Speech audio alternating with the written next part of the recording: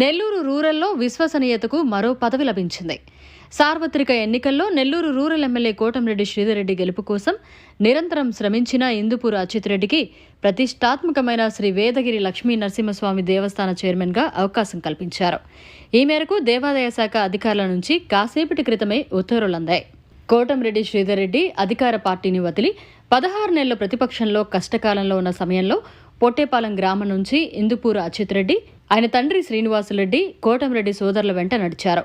కోటంరెడ్డి శ్రీధర్రెడ్డి అధికార పార్టీని వదిలి 16 నెలల ప్రతిపక్షంలో కష్టకాలంలో ఉన్న సమయంలో పొట్టేపాలెం గ్రామం నుంచి ఇందుపూరు అచ్యుతరెడ్డి, ఆయన తండ్రి శ్రీనివాసులరెడ్డి కోటంరెడ్డి సోదరుల వెంట నడిచారు. సార్వత్రిక ఎన్నికల్లో అప్పటి అధికార వైఎస్ఆర్ కాంగ్రెస్ పార్టీ నేతలను ఎదిరించి కోటంరెడ్డి గెలుపు కోసం తామేంటో గ్రామంలో సత్తా చాటి సుమారు 560 ఓట్ల మెజారిటీని తీసుకొచ్చారు.